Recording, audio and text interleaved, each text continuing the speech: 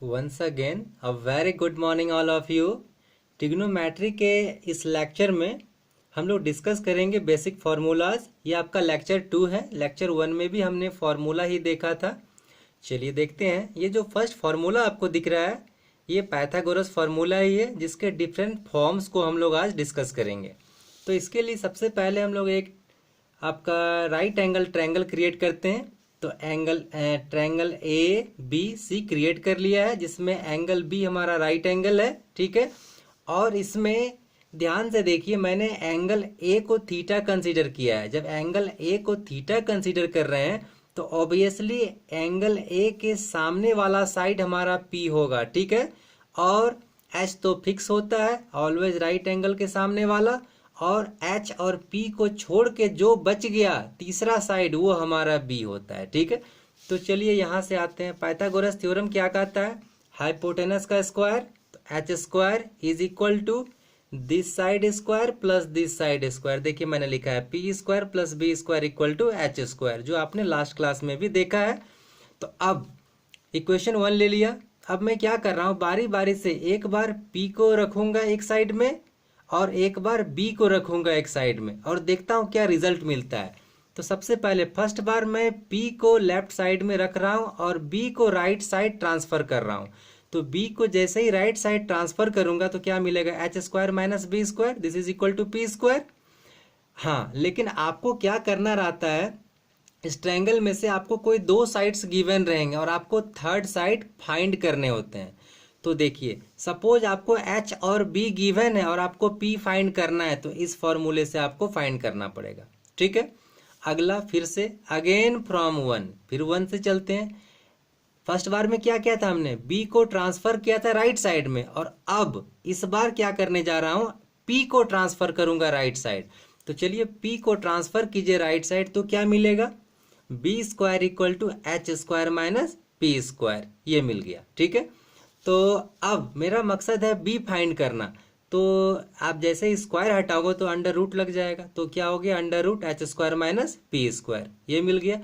ये फार्मूला कब आप यूज करेंगे? जब एच और पी गिवन रहे और आपको बी फाइंड करना हो, ठीक है।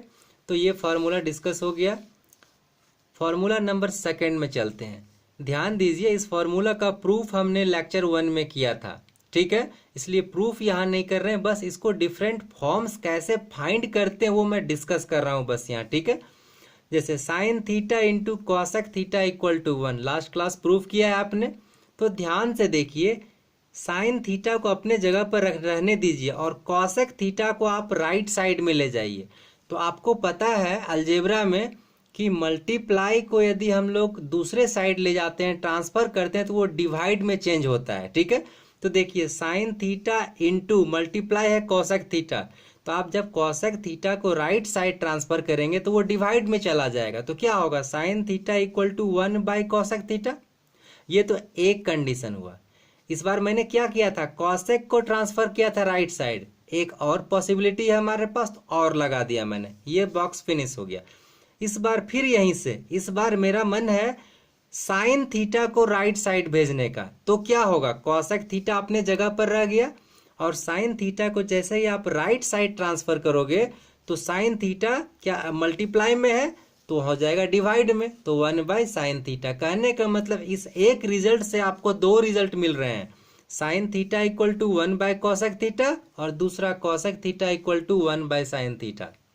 ये बताने का मेरा मकसद बस इतना है कि आपको हर समय दिमाग में रहना चाहिए कि साइन थीटा को 1 बाय कॉसेक थीटा भी लिख सकते हैं और कॉसेक थीटा को 1 बाय साइन थीटा भी लिखा जा सकता है। बहुत इंपॉर्टेंट, आपको ये सब जानना चाहिए। चलिए अगले फॉर्मूला में मूव करते हैं। Cos theta into sec theta equal to 1, फिर यहाँ भी वही काम कर रहा हूँ। इस बार मैं कॉस थीटा को लेफ्ट साइड में छोड़ दिए हैं और सेक थीटा को राइट साइड ले जा रहे हैं, और दोनों मल्टीप्लाई में है। तो सेक थीटा जैसे ही आप राइट साइड ले जाएंगे तो सेक थीटा डिवाइड में आ जाएगा। तो देखिए 1 बाय सेक थीटा, तो एक फॉर्मूला आपका क्रिएट हो गया, cos theta equal to 1 by sec theta. बिल्कुल याद रखना है आपको। एक और पॉसिबिलिटी थी तो और करके मैंने लिख लिया दूसरा। इस बार मैं क्या कर रहा हूँ, कॉस थीटा को राइट साइड मूव कराऊंगा, ठीक है। तो सेक थीटा अपने जगह पर छोड़ दिया है मैंने और कॉस थीटा क्या हो जाएगा, डिवाइड में चला गया 1/cos थीटा। मतलब दो पॉसिबिलिटी हर एक फॉर्मूला से आपको बन रहा है। तो आप आज से याद रखेंगे cos theta equal to 1/sec theta और दूसरा sec theta equal to 1/cos theta. इसे ऐसे भी याद रखते हैं, cos थीटा का उल्टा sec थीटा और sec थीटा का उल्टा cos थीटा। उल्टा कहने का मतलब जस्ट रेसिप्रोकल है, ठीक है। तो cos का उल्टा 1/sec हो गया और sec का उल्टा मतलब cos का उल्टा sec थीटा, जिसको 1/sec थीटा लिखा मैंने, ठीक है। और sec का उल्टा cos थीटा, जिसे लिखा 1/cos थीटा। आप याद रखेंगे। अगले को डिस्कस करें।